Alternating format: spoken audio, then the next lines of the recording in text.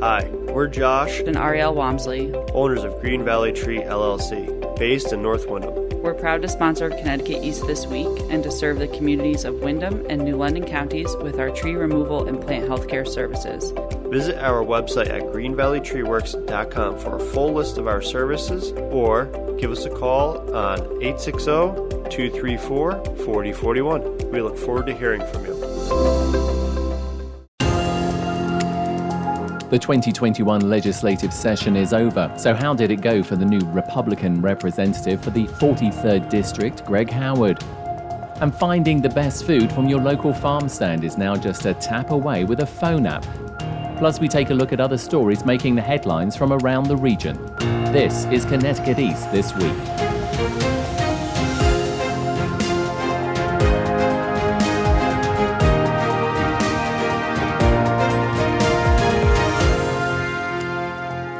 Hello, I'm Brian Scott Smith. The 2021 legislative session in Connecticut is over and was an unusual one because of the COVID-19 pandemic, causing representatives to carry out their work remotely at first and finally moving back to the Capitol. There were plenty of House and Senate bills to review, and for some legislators, it was their first time being part of the process. Republican Greg Howard is one of those new legislators. He won the seat for Stonington and North Stonington back in 2020 after beating Democrat incumbent Kate Rotella. So how did Greg do in his first legislative session? I caught up with him recently to find out. Certainly a great learning experience. It was a busy session. We did a lot of bills this year. The virtual world, granted I don't have much of a comparison, but from what I'm told by my colleagues, brought everything in different. But it was an advantage to me because everybody was learning the virtual world. So I wasn't as new feeling because everybody was sort of getting through this new world. So I was assigned to 3 big committees: Judiciary, Appropriations, and Public Safety. And, appropriations, you learn a lot there because a lot of bills are mandatory through appropriations, and same with Judiciary. And I really tip my hat to the leadership of the Judiciary Committee on both sides of the aisle. I learned a lot. And then public safety is right in my wheelhouse, naturally. Having been 19 years in police work and 25 years in EMS and been an emergency dispatcher, that was a great place for me to feel very confident, learning the system in the other 2 committees and then getting in there with my background and really being confident moving forward. And ended up by the end of session, because of the way a few things worked out, ended up being the ranking member on public safety by the end. So it was busy. We did a lot of bills, got a lot done. So. Like you said, at the very beginning, it was much more of everything being done by Zoom. Towards the end, of course, you did all get to go back to the Capitol. How was that for you as well? Because I know as a police officer, as a law enforcement officer, I'm sure you visited the Capitol on many occasions, but to be so much more part of it and the process, what did that feel like standing there giving those speeches in that chamber? I am still in awe of the Capitol. Every time I walk in there, just the building, just the fact that, to your point, that you're in the chamber, having impact on laws that are happening in the state of Connecticut. And that's really, every once in a while, I take a deep breath, I look around, and I just take sort of in, it's sort of surreal. Another thing that sort of happened was a lot of my colleagues I met through Zoom. So when I would encounter them in person, it was almost like a celebrity type thing, because you're used to seeing this person on a screen, and all of a sudden they're there in the flesh. But I did take a lot of opportunity to, because I know how important relationships are, to run around, on every time somebody new was in the chamber that I hadn't met before, to run over, introduce myself, share contact information. I did that virtually. Every time I had an interaction with somebody who I didn't know through Zoom, I would quickly email them and say, hey, thanks for chatting with me today. This is my phone number. And I was able to connect with, I'm going to say, the Republican caucus certainly a little bit easier accessibility-wise, but I'm going to say there's probably 40 Democratic representatives who I've established a personal relationship with cell phone exchange, etc., through a virtual world. So that was sort of a thing that happened I was proud of. So let's talk a little bit about some of the work that you did, and you did a huge amount. You only have to look at your Facebook page to see how much you posted as well, which is phenomenal because, again, that's a good access point for members of the public to also sort of see what you're doing and be able to interact with you as well. Talk to us a little bit, obviously, about there's one thing. You mentioned about these 3 committees which you were assigned very quickly to. I know you were very interested in the online gambling bill. Why were you interested in that? Well, a few reasons. Certainly, having taken the public safety ranking member role and gambling coming through public safety, I became the point person for the Republican caucus on the public safety bill. I think the more obvious reason back home is, the two casinos are right here in southeastern Connecticut and are a huge supporter of local tourism and jobs. So having them come out of COVID and the hit that they took and getting them back on their feet to be able to put this new arrow in their quiver as far as a way that they can, drive people in. An interesting thing that a lot of folks wouldn't think, and I didn't think, is when they went to the online gambling, you would think there would be less people coming to the brick and mortar establishments.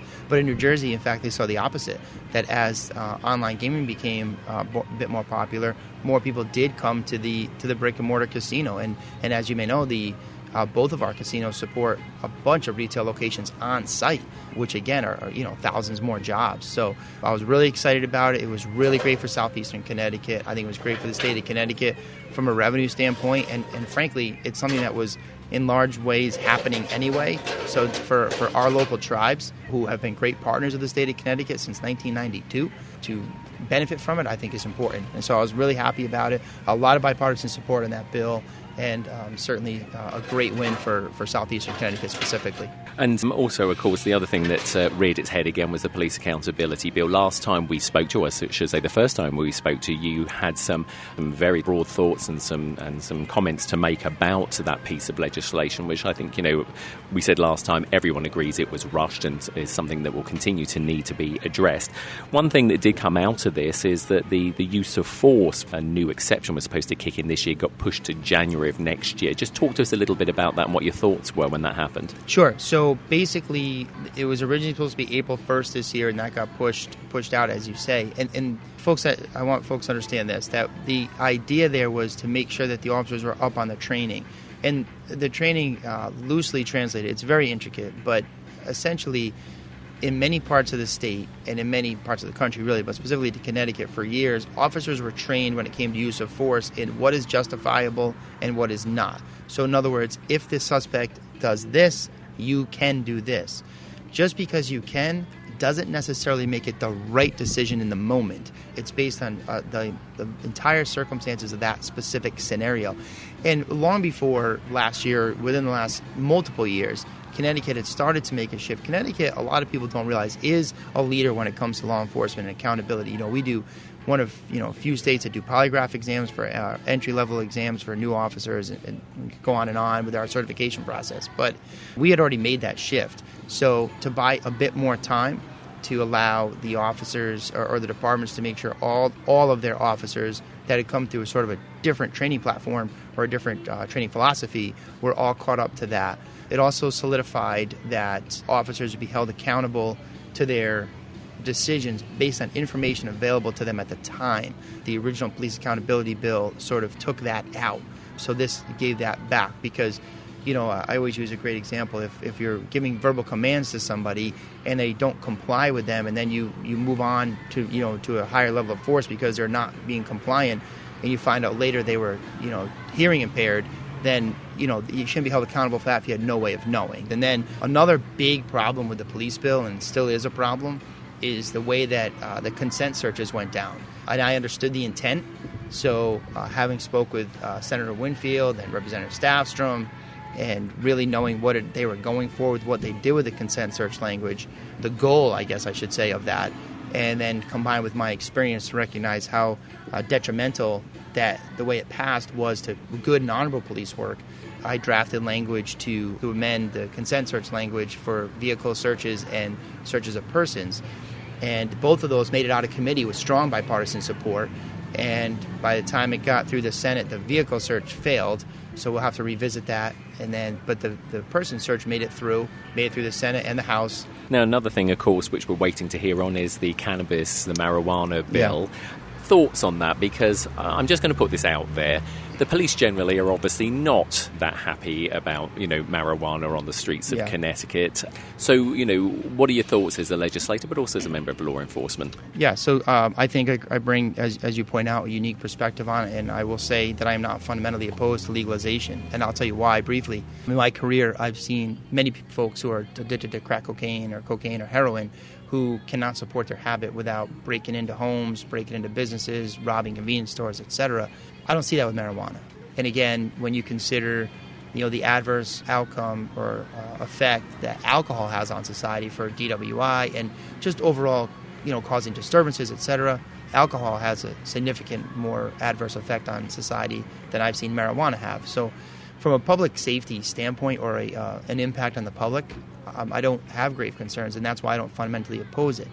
Is it perfect? No. Is it the way that I would draft it? No, but I'm not all that far from yes. But you can't expect someone who has put 19 years into public safety, well, 25 you count EMS, to make a vote that's a huge detriment to public safety in the interest of legalizing something when we can look around the other states, and I'm not sure why Connecticut routinely has to find the most inefficient, expensive way of doing things when we have other models, like the Vermont model, for example, where if you want to grow marijuana and smoke it, go ahead. That seems to me, the libertarian in me says, do that. The conservative in me says, yeah, do that. That's fine. Just don't have an effect on everybody else. And I think this bill does that. For almost 20 years, you've been making a difference as a member of law enforcement here in Connecticut. You are now part of the legislature, making a difference in other ways. What does that mean to you? Everything. My sons are my world. And, I tell my boys, a life lived for others is the one that's worth living, And, I sometimes think of the way the world is, and I hear the news, same like everybody else, and think, geez, what are we doing? Are we a snowball running down a hill? And it's very easy to just say, whatever, throw your hands up, and it's what's going to happen is going to happen. But I can't do that.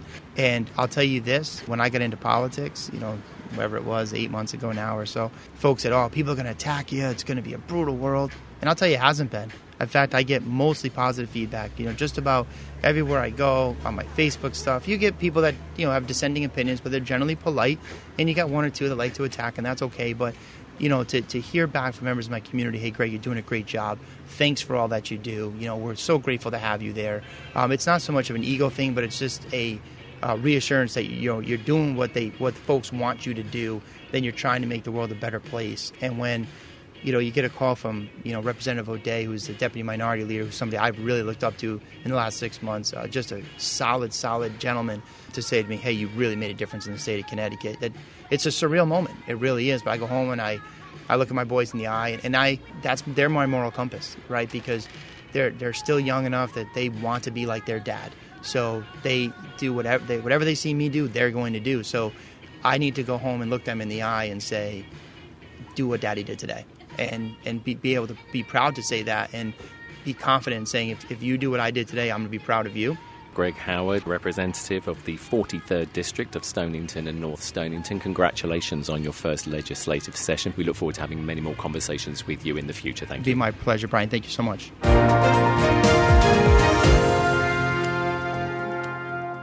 Finding farm stands in your area that sell locally produced food until now has been a bit of a hit or miss affair. Is something in stock? What else do they sell? And what are their business hours? But that's all about to change thanks to Eastern Connecticut resident Chris DeCarli, founder of the mobile app Fresh Please. Chris, thanks for joining us.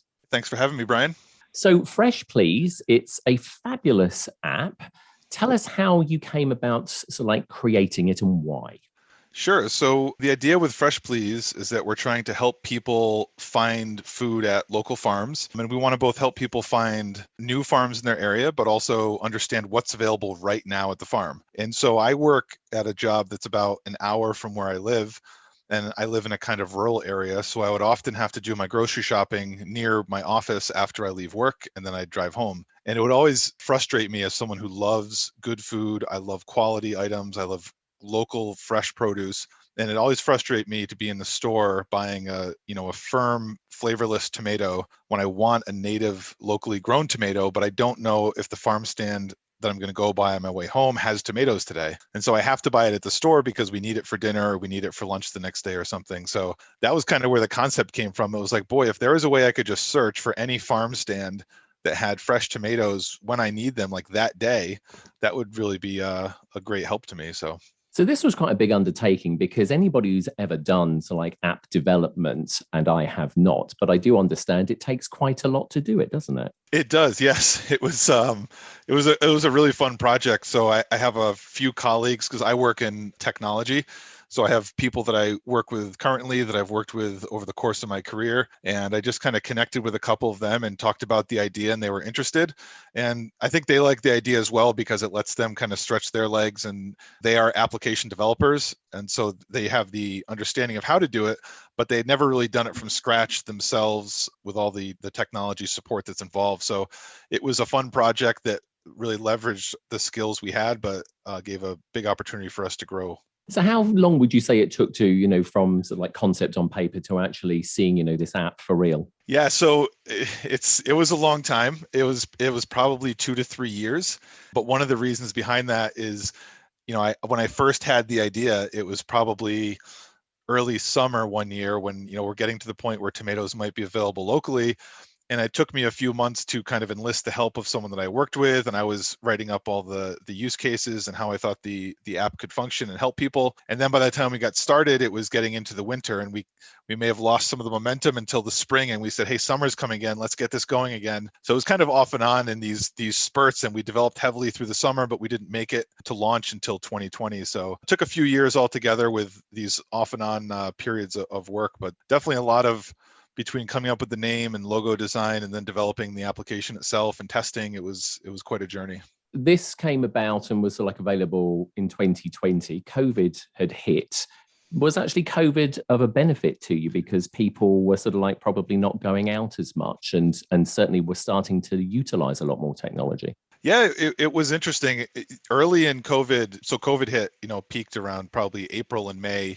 It lingered, obviously, and is with us to this day. But around April to May, people were really looking for where to find food because there were supply chain interruptions. Grocery stores were sold out. No one knew what to expect. And it was funny because we weren't able to launch until July. And so we're sitting there watching this supply chain crunch and everybody looking for local food. Where can I find meat products locally because a grocery store is sold out? And we were like, boy, we feel like we have the answer, but we just weren't ready to launch yet. So we did finally launch in July. And I do think that, there's a lot of farmers markets that people rely on that didn't operate in the way they usually did last year. And that drove people to find local farm food at the farm stand, which is kind of our focus. And yeah, it just throughout the year, I think it helped as well, just because a lot of people were focused on where can I buy food without maybe going to the grocery store where they either don't have a lot of products or there's a lot of people there they didn't want to be exposed to or things like that. And obviously, how did the farmers take to it? Because I'm not suggesting for 1 minute that farmers are sort of like technology backward, because a lot of them use a lot of very high technology, and we forget that farming is a very like technological industry. But how were they with something like this though? Because this is a little bit different. It's been interesting. I mean, there are definitely some farmers that you approach, and it could be the same as any other line of work where there's some people who are a little more technology averse than others who don't have an interest in using a mobile app. But for the most part, farmers are really excited because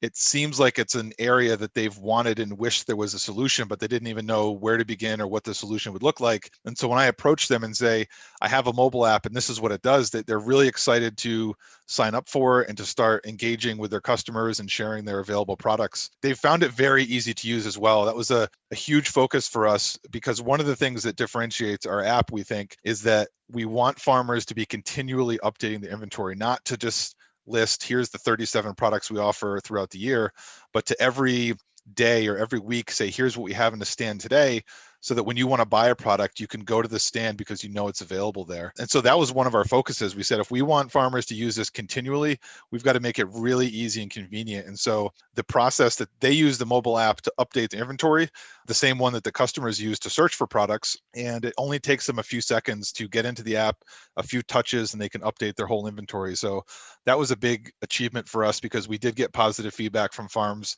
after we launched, and it was just great because that was a focus for us going into it. And then, of course, it's a big thing, as you say, for consumers, for foodies. And of course, there's this whole big movement, and it's been going on for quite a while now, this whole farm to table thing. So, I mean, really, you've sort of hit quite a niche, haven't you? Yeah, I mean, I hope so. I feel like there's a ton of activity in this local food scene, the local agriculture scene. I live close to and I support and know a lot of local farmers. And so I just love that I think our app is able to help them help their businesses, help communities to eat healthier, better foods that they're going to enjoy more and support local communities. It's been really exciting for myself and for my team, just because we feel like we're really contributing to a lot of different people and helping out. So. And since you launched it last year, I mean, it's not quite a year old yet. Has it been a case of other farmers have told their farmer friends and, they weren't doing it and now they've jumped on it? I mean, how's it working from that point of view? Yeah, we have. It hasn't quite, it hasn't gone viral. Certainly, we're working hard to try to gain adoption in new areas. But in the Eastern Connecticut, which is where I live, it's where we first started. We've had a lot of farmers telling other farmers about it and spreading via word of mouth. We have farmers who love it and they go to the farmers market and they tell the other farms that they work with at the farmers market, hey, check out this app. So there's been a lot of growth that way. But we're working hard to try to break out of the Eastern Connecticut bubble, because I think the real potential of the app is when it becomes more ubiquitous in a larger area, so that people from Western Connecticut, when they're driving through Eastern Connecticut on the weekend just to go for a scenic drive down Route 169, they know about the app because they use it when they're home in Western Connecticut, and they can use it when they're here as well to find a great place to stop for some fresh food. The other angle is if we can get people in Maine or in Cape Cod to really start using the app, then when everyone goes to those places on vacations where they don't know the local farms, it's a great vehicle, we hope, for people to connect with their local agriculture scene wherever they are, even if they're not from around there. The good thing about this is that as an app developer, you did actually create it for both Apple and Android phones. So that must have taken a little bit of extra development, because often when people develop apps, it's either for one or the other, and then the other one has to wait, don't they? Yeah, well, fortunately, the developer my friends who are the developers that I'm partnered with, they have a lot of experience developing very popular, very large applications that, millions of Americans have on their phones. So they drove us to use a framework in developing the app where it was actually pretty easy to port over, which is what we call it, from one to the other. So the application is basically developed on the Android platform because it's what we happen to use with our phones. But then when we get to a state we're ready to release it, there's a conversion process that basically adapts it so that it works on iPhone as well. So, we knew we had to cover both platforms. I can tell you right now, iPhone makes up a majority of our user base, even though we ourselves use Android. So it's definitely important to have that feature parity and that positive user experience in both areas. And here's the cheeky, $64 million question: is sort of, how do you make money on this? I know that this isn't your full-time job, but ultimately, I'm guessing you want to make some money out of this if you're going to grow it. Yeah, we'd like to. We have a few different options that we've thought about, but we're really not acting on them or worried about them too much until we get further down the road. It would certainly be easier for us if we were to monetize it now, because we'd have capital to leverage for marketing, which is really what we need for further growth. But we don't want to limit the adoption. The users who hear about the app love it. Farms that we approach that find out about it are excited to join. And I'm really excited to be helping, again, those users and the farms, helping the entire agriculture market. And I'd like to see if we can make it as successful as we can, and then figure out later how we can make some money off of it. Well, it certainly is a great thing to have. I have actually, downloaded it and had a look at it. And I live down more in the southeastern part of Connecticut, but I've already found some farms which I'm going to be checking out. So you've got another user there already. And Chris, I'm just going to say to you, ever so many thanks. We wish you continued success on this, and we'll come back to this story at a later date. And we wish you huge success, and hopefully soon it will become that viral downloading app that everybody wants. Awesome. Thank you. That would be an exciting future for us. Chris DeCarli, thanks for joining us on Connecticut East this week. Thank you, Brian. If you want to try the new app, then visit the App Store or Google Play Store and simply search for Fresh Please.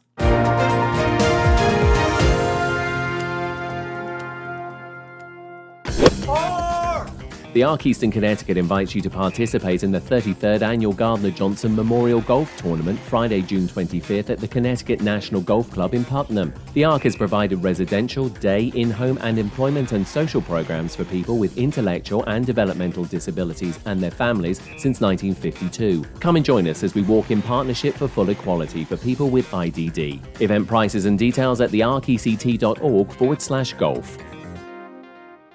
It's mulch season, so come and visit Green Valley Tree LLC. We have a variety of colors for all your landscaping needs. Buy as much or as little as you want. Pick it up or we can deliver to your door. Call Green Valley Tree LLC for all your mulch, plant health care, and tree service needs at 860-234-4041 or find us at 577 Boston Post Road, North Windham, Connecticut. We are family owned and fully licensed. Time now for a look at some of the other stories making the headlines in the region recently. In the Connecticut Examiner this week, funding to staff a board that oversees state contracts and procurements was eliminated in a move the board's chairman said could be a fatal blow. The State Contracting Standards Board was set to see $454,355 to fund 5 additional staff positions funded in a budget approved by state lawmakers. But a bill to implement the budget, which lawmakers convened a special session to approve, allowed that funding to lapse back into the general fund. State Senator Kathy Austin, co-chair of the Appropriations Committee, said Governor Lamont removed the funding after lawmakers approved the budget. It wasn't about the money, Austin said. The governor's office doesn't like the oversight component of it. They nor any other executive branch like having an oversight board like this. It was the same under the Malloy and Rell administrations. In an email, Lamont's office said Connecticut has one of the most transparent processes in the nation for contracts.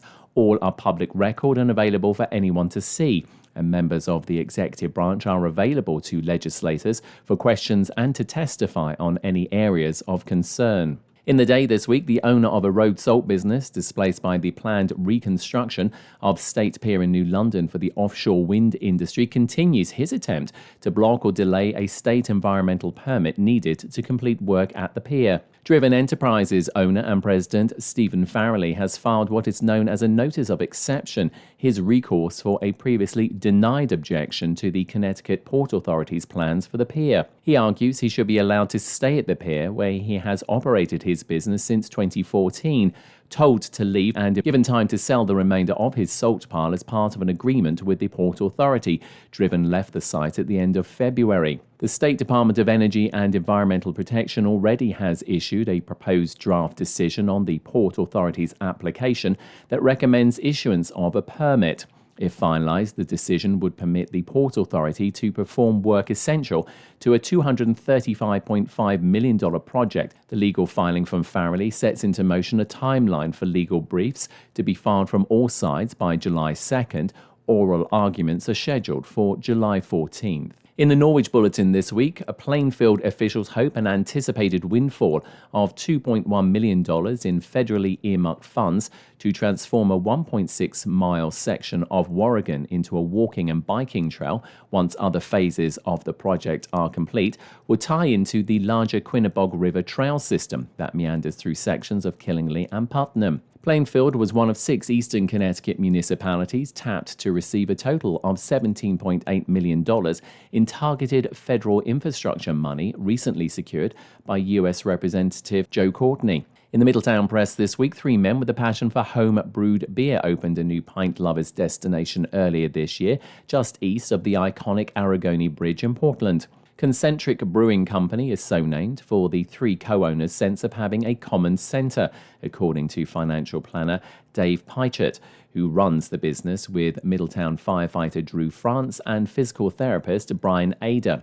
They opened in February during the global pandemic. All 3 of them live in Portland. The endeavour led to the opening at 91 Main Street in Portland. And in the Chronicle this week, Mansfield School System Regional School District 19 Food Service Director Stephanie Deason is not just someone in charge of serving lunch. She's a leader in the local food movement as she and her staff serve nutritious, locally grown food at the schools. And one of the recipes they use recently received national attention. Deason's recipe for kale zucchini bread was one of 4 published in School Nutrition magazine in March as part of a Better For You baked goods story. That's all from us for this edition. Do send us your questions and story ideas to the show via our website at connecticut-east.com or Facebook or Twitter at Connecticut East and on Instagram at Connecticut East This Week, where you can also listen to the show again on demand. And please like, follow and share on your social media platforms too. I'm Brian Scott Smith. Thank you for listening.